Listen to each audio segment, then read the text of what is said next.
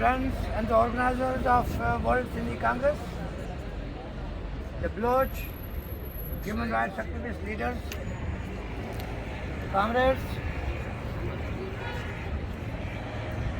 First of all, I, on behalf of United Kashmir People's National Party, would like to extend my deepest sympathy and condolences to the people who lost their lives during man-made disaster in Pakistan last month. The people living in villages, in far-flung areas, not only in Sindh, also in Balochistan and some parts of Punjab, have been affected by the poor policy and planning made by the military and different governments that has been in place in Pakistan in the recent years. This is one aspect of the plight, misery and agony of the people occupied by Pakistani military. And the other side is more cruel, more dangerous and more inhuman. When the dissenting voices, human rights activists are kidnapped and disappeared, extrajudicially killed and kept in solitary confinement without any judicial or legal process. In this regard, the World Sindhi Congress, the Bloch human rights activists and the United Kashmir People's National Party has been knocking the doors of United Nations Human Rights Council and other international actors to use their office to press Pakistan to respect international conventions and international law to save people under their administration.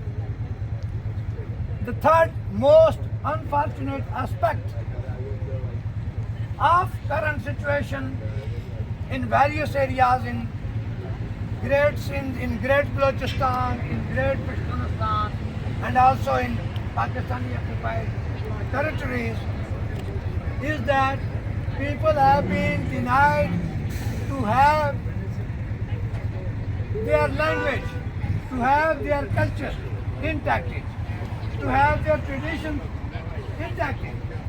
According to the Universal Declaration on Human Rights, every child has a right to have studies in his mother tongue.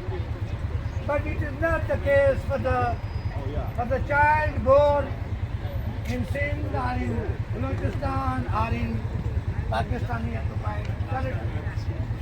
We have been denied to have our mother tongue. We have been denied of our cultural rights. That is the sheer violation of all those international conventions on which Pakistan is a signatory. In this regard,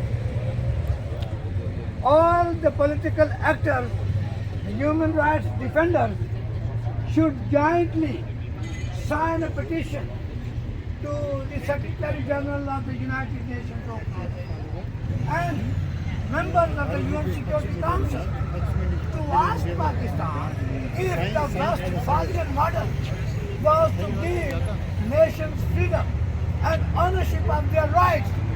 So where are our rights as the people, as a nation? It means that model was also to empower imperialist power to satisfy their internal crisis. Of course, we know that the European nations have got national freedom on the basis of self-determination after First World War and the Second World War and after the decolonization process.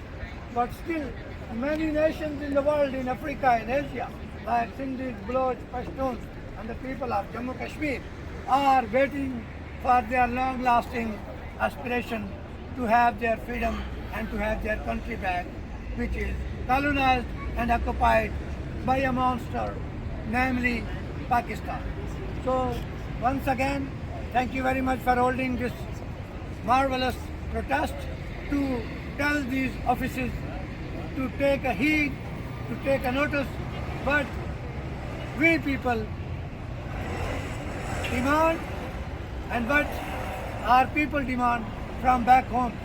I would like to inform you that a couple of days before, on a borderline between Pakistani occupied Kashmir and Indian administrated Kashmir, two young men were killed by the mines and by the cluster bombs installed by the Pakistani military.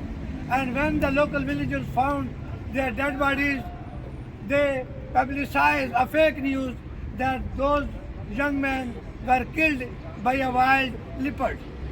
And later on, thanks to the social media, that it was informed that it was a fake news and the young boys who were walking through a jungle from a forest were actually killed by the mines and the cluster bombs which are there by the Pakistani military. So we condemn, and we are also demanding from international organizations to appoint or to formulate a fact-finding mission or a commission of inquiry to visit these areas so that our people could live in peace in a mines and cluster bomb free zone. Thank you very much. Pakistan is